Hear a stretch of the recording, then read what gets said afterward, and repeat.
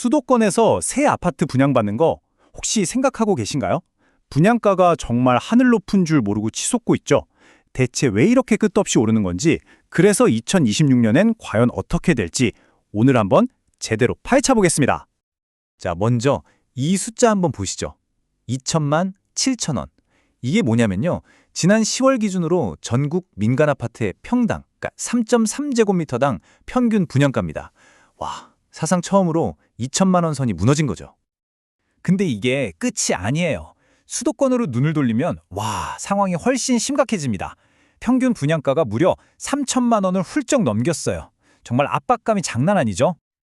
자, 그리고 이 가격 상승의 끝판왕, 바로 서울입니다. 평당 4,700만 원, 이제 5천만 원을 넘보는 건 시간 문제 같아 보이는데요. 정말 억소리가 절로 나는 현실입니다. 아니, 대체 뭐가 이렇게 분양가를 끌어올리는 걸까요?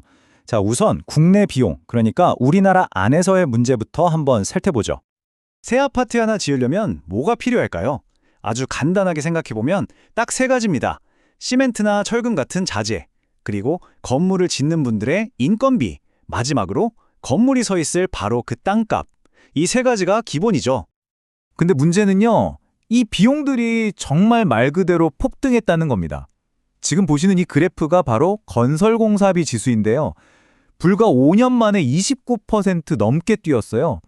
이게 무슨 말이냐면 똑같은 아파트를 짓는데 드는 기본 돈 자체가 30% 가까이 더 들어간다는 얘기예요.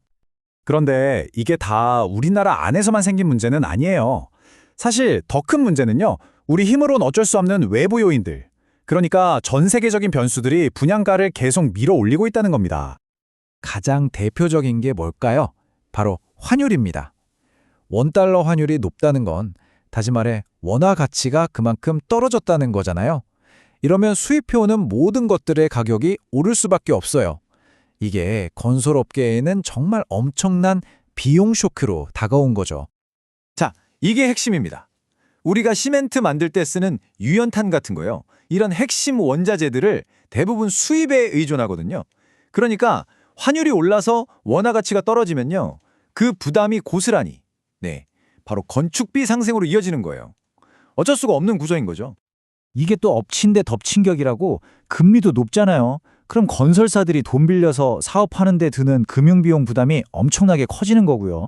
심지어 앞으로 의무화될 제로에너지 건축이니 층간소음 규제 강화니 하는 이런 미래 비용까지 미리 분양가에 다 녹여내고 있는 실정입니다. 그러니까 이런 생각 한번 해보게 되는 거죠. 지금 이 분양가 상승이 과연 우리 힘으로 어떻게 해볼 수 있는 영역일까? 우리가 통제할 수 없는 외부 요인들이 너무 큰 거 아닌가? 하는 질문이요. 자, 그런데 여기서 진짜 이상한 점이 하나 있습니다. 보통 상식적으로 생각하면 이렇게까지 가격이 오르면 사려는 사람이 줄어야 정상이잖아요. 근데 시장은 완전히 반대로 가고 있어요. 역대 최고가라고 하는데도 사겠다는 사람은 오히려 더 몰리고 있습니다. 지금 이 표를 한번 보세요. 수도권 주요 단지들 청약 경쟁률인데 이게 그냥 팔린다 수준이 아니에요. 아파트 한 채에 수십 명이 몰리는 그야말로 전쟁 같은 경쟁이 벌어지고 있는 겁니다. 한 전문가가 이런 말을 했어요. 시장에서 사람들이 감당할 수 있는 최대치까지 가격을 매기는 거다라고요. 생각해보면 맞는 말이죠. 이렇게 잘 팔리는데 건설사 입장에서 굳이 분양가를 내릴 이유가 지금으로선 전혀 없는 겁니다. 이런 현상 뒤에는 한국 부동산 시장에만 있는 아주 독특하고 강력한 심리가 자리 잡고 있습니다. 바로 똘똘한 한 채 신드롬이죠. 어차피 집을 살 거라면 입지 좋고 미래 가치가 확실한 신축 아파트, 그 똑똑한 집 한 채를 제대로 가져야 한다는 믿음, 이게 시장을 움직이는 겁니다. 자, 그럼 이 모든 조각들을 한번 맞춰볼까요? 이렇게 돌아가는 상황을 봤을 때 과연 2년 뒤 2026년의 분양가는 어떻게 될 거라고 예상할 수 있을까요? 사실 전망은 꽤 명확해 보입니다. 자재비, 인건비 같은 핵심 비용은 계속 오르고 있죠. 환율이나 금리 같은 외부 변수는 여전히 불안하고요.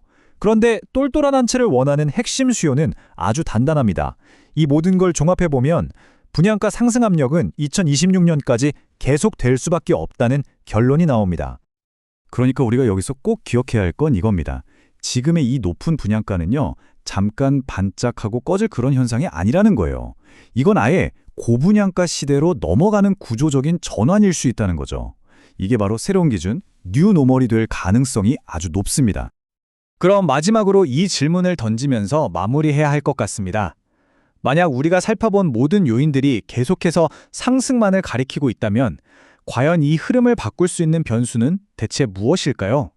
이 가격 상승의 끝은 어디일까요?